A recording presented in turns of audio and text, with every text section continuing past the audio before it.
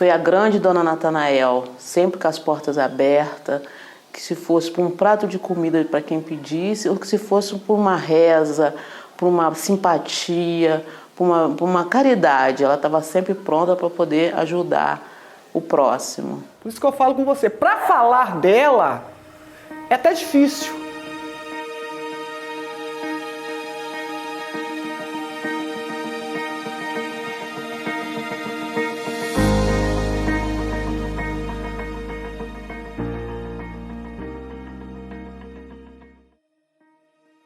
A Dona Natanael, eu me sinto até emocionada de falar sobre ela, mas a Dona Natanael foi uma pessoa de um coração muito grande, de muita caridade, muita simplicidade, sempre tentando acolher a todos.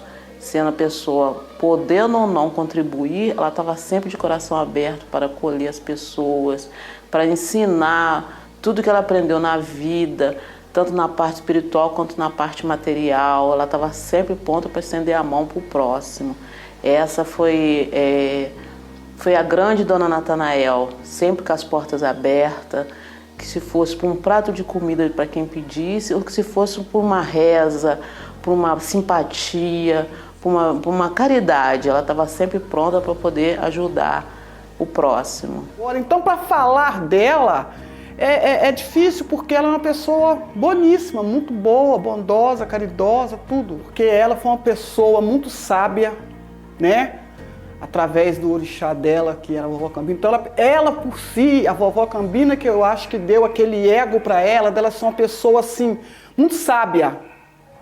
E eu, na companhia dela, né, via essas coisas o dom que ela tinha, de caridade, sempre fazer o bem às pessoas, né?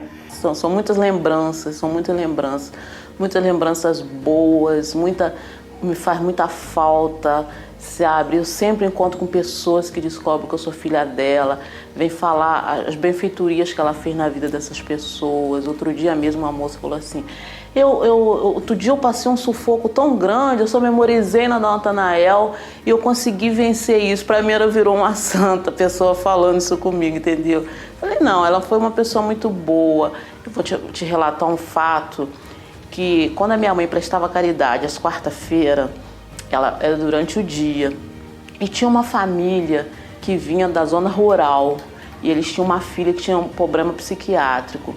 Então começava a caridade a partir de meio-dia, mas as pessoas gostavam de vir mais cedo para poder guardar a vez.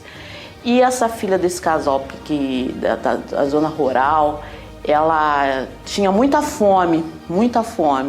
E quando ela chegava aqui, ela já ia direto para o fogão da minha mãe. Aí então minha mãe passou a levantar 6 horas da manhã, já para deixar um almoço pronto para aquela pessoa que vinha de longe para receber a caridade dela, entendeu? E isso aí foi um fato que marcou muito, porque ela não media esforços, ela tirava do bolso dela, ela não queria saber o que era, o que não era, quem não era.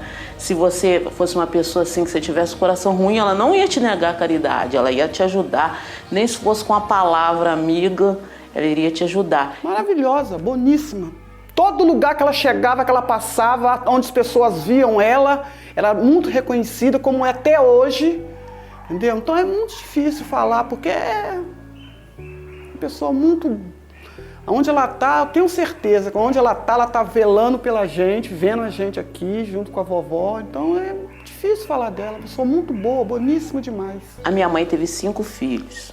O mais velho chama Jorge, uma irmã minha já falecida chamava Elvina, meu outro irmão chamava José Natanael, que teve o nome de Natanael, em homenagem a ela, que esse nome era unissex. Teve um outro filho chamado Eduardo, e eu que sou a filha caçula, Eliana. Foi uma pessoa muito boa na minha vida, entendeu? Quando eu entrei para o espiritismo com ela, aprendi tudo com ela, comecei depois da Eliana, ali ajudando ela a cantar os pontos, a cambonar, a tudo. Então fui aprendendo a vê-la e a conhecê-la mais ainda. A herança que a minha mãe nos deixou para todos nós filhos foi o espiritismo. É a nossa grande herança, é acreditar, ter fé e acreditar que os orixás existem, que os orixás é presente na nossa vida, é presente na vida de todos nós, acreditar na vida após a morte, acreditar que a gente tem que praticar o bem para poder receber o bem, ter o nosso lugar perfeito após aqui na Terra. Então isso aí é a grande herança, a grande lembrança, a grande cobrança que ela tinha com a gente. Sempre tentar ser uma pessoa melhor, sempre tentar se doar, não medir esforço para ser uma pessoa melhor. Alegria, época de festa, nossa, era a festa aqui, eu acho que era uma das melhores festas que tinha. Começava em janeiro, né, que é de Oxóssi, né, em Mato São Sebastião. Aí vinha maio, que era a festa da Preta Velha de cabeça dela, que era a vovó Cambina. Aí depois vinha festa de Sogum em abril, em maio da vovó Cambina, em setembro Cosme Damião. E final do ano, que era da Inhansã, da Oxum. Então aqui era época de festa. E eu, como sempre, ali do lado dela, né? Os doces, tudo ela que fazia. Tinha o fogão de lenha, as feijoadas ela que fazia, né? E a gente ajudando. Ela sempre falava comigo, Cavalo de Jurema. Até minha tia me chamava, porque eu fui apelidado como Cavalo de Jurema pela vovó Cambina. Ela não me chamava pelo meu nome de Valéria, ela me chamava de Cavalo de Jurema. É você que vai picar a couve. Mas aí eu levantava cedo, já vinha cedo pra cá. Eu ia pros matos, eu pegava os matos, tudo pra enfeitar. E as panelas no fogo, feijão chiando, os médios aqui. E antes de tudo começar, era a limpeza do terreiro toda, e eu ajudando, né? Pra depois começar a preparar a comida. E assim sucessivamente. Aqui até mesmo aqui o centro foi registrado e começado como Tenda Espírita, Vovó Cambina e Ogum Sete Ondas. Era o Ogum Sete Ondas que era o chefe de cabeça da minha mãe e a Oxum. Mamãe Oxum, o caboclo era Caboclo Bacoral, a Preta Velha dela era Vovó Cambinda, o povo de Quimbanda, né, assim, era Seu Caninana, Embejada era Tião. Essas orixás que ela mais trabalhava. A vovó Cambina era o tipo de um orixá, o Manfrini, que ela, quando ela via as coisas, que ela via o filho sofrendo, ela não tinha paciência de ver, ela ia buscar aquele filho onde ele estava. Vovó quer falar com você, mas não era nem a vovó, era ela que estava preocupada com você. Ela vinha botar a vovó em terra, pronto. Dava aquele esclarecimento para você saía daqui outra pessoa. Manfrini, eu já vi gente, pessoas, sair daqui trazida no colo, sair andando.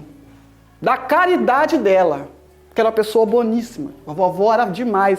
São várias ervas. Ela em si, várias ervas. Ela tinha uma grande sabedoria, porque foi criada aqui no interior. Os pais dela passaram muita coisa para ela, muitos anos de espiritismo. E também ela ensinava muita coisa através da Preta Velha dela, que era a vovó Cambina, que ensinava muita coisa para os filhos. Muitos banhos, muito chazinho, muita fermentação. Garrafada. Minha mãe fez muita garrafada. Fez garrafada para tuberculose, garrafada para limpar o útero da mulher, para inflamação, esses mares de mulher, né? Minha mãe sempre fez muito isso para as pessoas. Fez garrafada quando você estava assim, muita tosse, tossindo, fraco, tinha suas garrafadas, suas ervas que ela usava. Nunca cobrou R$1 de nada, nunca cobrou uma vela, nunca cobrou um charuto, nunca cobrou nada. Ela tirava do próprio bolso dela. Já ajudou muitos médios aqui no terreiro, porque os médios não tinham dinheiro para poder vinha aos trabalhos, pois ela ajudava. Ela fazia cesta básica para dar para as pessoas. Uma pessoa boníssima. Mas mesmo ela com Alzheimer, no finalzinho, o olhar dela, a gente sabia se conversar pelo olhar. O olhar dela era muito presente, até nos últimos dias de vida. Mas mesmo ela com Alzheimer, ela ainda vinha para o terreiro devagarzinho, atendia as pessoas, entendeu? Aí as pessoas... Mas não entendia. Porque as pessoas queriam aquela caridade da vovó Cambina. Aí as pessoas vinham, ela ainda atendia com muita dificuldade, a gente ficando perto dela. Aí quando chegou, que ela ficou muito doente, aí na época eu já não estava, que eu saí, que eu fui trabalhar fora. Que eu pedi ela, o dia que eu cheguei perto, falei perto dela, falei, tia, eu vou ter que trabalhar, né? Eu vou trabalhar fora, mas eu não estou abandonando a senhora. Mas eu olhei no olho dela, ela me olhou assim, triste. Mas você vai voltar? Eu falei, vou voltar. Ela falou, então tá, você vai com Deus. Aí foi da onde que eu distanciei pouca coisa. Aí já quem mais ficou foi a Eliana, né? O olhar dela era muito presente, ela estava ali, você sentia que ela estava ali sem o problema do Alzheimer, você sentia que ela queria falar com o olhar dela. Então isso faz muita falta, porque às vezes, mesmo sem ela falar, trocar uma palavra, Mas ela conversava comigo pelo olhar, porque eu acompanhei ela todo o tempo, ela me olhava, eu já sabia o que ela queria, eu já entendia o que ela queria, ela me entendia também no olhar. Foi muito forte. Essa aí é a maior saudade, que todos nós da família sentimos muito. Hoje em dia faz uma falta danada, né? Porque ela não está aqui, mas eu tenho certeza que ela está aqui e está aqui nos nossos corações, né? Estou sempre rezando, estou sempre pedindo ela, entendeu? Para olhar por nós aqui, né? Pela Eliana, pelo Luiz Eduardo, pelo Jorge, pelos netos, pelos bisnetos, né? São 13 netos, né? E 5 filhos. E é o legado de Maria Natanael.